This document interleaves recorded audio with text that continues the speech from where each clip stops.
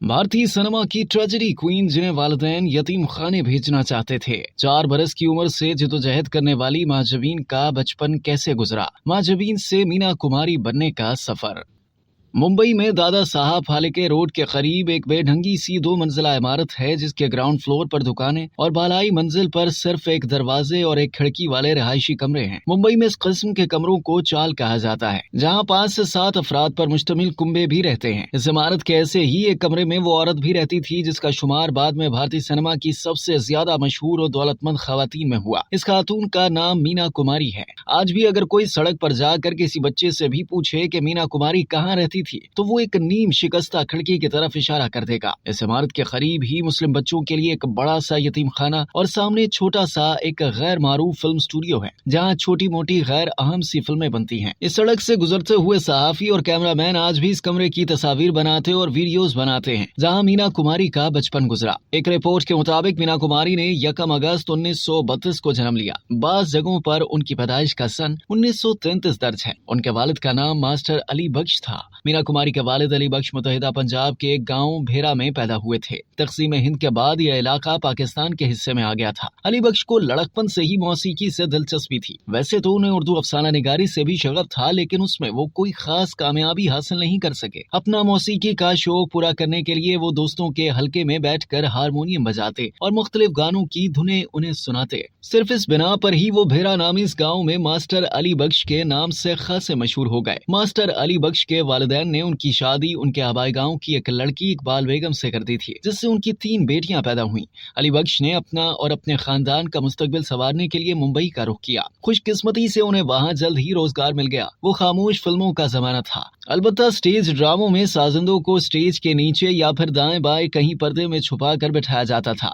वो बाज मुकालमों या फिर गानों के साथ मौसीकी देते थे। मास्टर अली बख्श उन्हीं साजिंदों में शामिल हो गए और हारमोनियम बजाने के सिलसिले में अपनी सलाहियतों का मुजाहरा करने लगे। मास्टर अली बख्श फारसी थिएटर में हारमोनियम बजाते और मौसीकी की तालीम भी देते थे। उन्होंने फिल्म शाही लुटेरे के गीत लिखे और मौसीकी तरतीब दी थी। मास्टर अली बख्श हर फन मौला किस्म के फनकार थे। उन्होंने बाज फिल्मों में अदाकार के तौर पर छोटे मोटे किरदार भी किए थे, जबकि मीना कुमारी की मां परबवती बंगाली थिएटर से रक्कासा के तौर पर वाबस्ता थी और मास्टर अली बख्श से शादी के लिए हिंदू मजहब छोड़कर मुसलमान हो गई थी। ये मीना कुमारी के वालिद की दूसरी शादी थी। मीना कुमारी के वालिदैन अगर से दोनों काम करते थे, लेकिन उसके बावजूद घर बार चलाने में दिक्कत पेश आ रही थी। यही वजह थी कि जब उनके यहाँ एक और बेटी पैदा हो गई तो उन्होंने फैसला किया कि इसे यतीम खाने छोड़ाते हैं, लेकिन वो इस पर अमल न कर पाए और फिर इस बच्ची ने घर वालों की दुनिया बदल दी। उसका ही नाम मीना कुमारी था। मीना कुमारी कहा करती थी कि मेरी ट्रेजेडी मेरे दुनिया में आने से पहले ही शुरू हो गई थी। मेरा पैदाइशी नाम माजबीन था।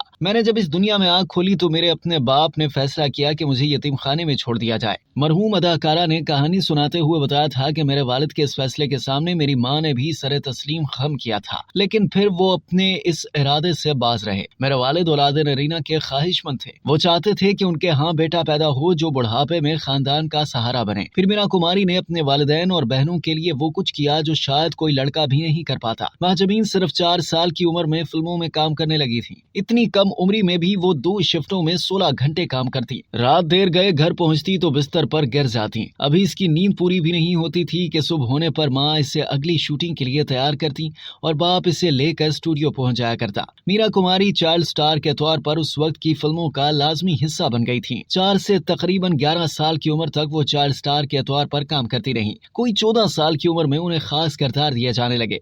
मीना कुमारी को लड़कपन में एक जवान लड़की का किरदार निभाने के लिए खास मेकअप का इस्तेमाल करना पड़ता था। सन 1951 में फिल्म बीजू बाबरा में उस वक्त की सुपरस्टार नरगिस हीरोइन थी। फिर नामालूम वजूहात की बिना पर उन्होंने ये फिल्म छोड़ दी थी, जिसके बाद ये मौका मीना कुमारी को मिल गया। उन्हें जब बतौर हीरोइन कास्ट किया गया था तो एक जरीदे ने ये सुर्खी लगाई थी कि ये मुंह और मसूर की दाल। लेकिन फिर सबने देखा कि जब फिल्म सिनेमाघरों की जीनत बनी तो नाक़िदीन खामोश हो गए, क्योंकि फिल्म सुपर हिट साबित हुई। फिल्म साहब, बीबी और गुलाम और फिल्म पाकीज़ा के बाद तो मीना कुमारी फिल्म इंडस्ट्री की ट्रेजेडी क्वीन बन गई और बरसों तक इंडस्ट्री पर राज किया। मीना कुमारी के इंतकाल पर बेमिसाल शायर साहिल लुधियानवी ने मुनफरिद अंदाज में इज़हार ख्याल किया। उन्होंने कहा हालांकि इन जैसी फनकाराना सलाहियतें बहुत कम अदाकाराओं में पाई जाती हैं। सफेद लिबास में वो सादगी और पाकीज़गी का पेकर दिखाई देती थी। उनके अंदर एक शायर की रूह कैद थी। उन्हें अपना बचपन कुर्बान करके कम उम्री में ही कैमरे के सामने काम शुरू करना पड़ा। उनकी जवानी किसी भी मशरकी औरत की जिंदगी में आने वाले अलमियों की अक्कासी करते गुजर गई और अदाकारी के पीछे उनकी अपनी हकीकी जिंदगी के अलमिये छुप कर रह गए। अपने फन के जरिए करोड़ों लोगों के दुखों की अक्कासी करने और उनके अलमियों में शरीक होने के लिए उन्होंने अपने दुखों को पसे पुश डाल दिया। बेरहम तकदीर ने उन्हें हालात की सूली पर चढ़ा दिया।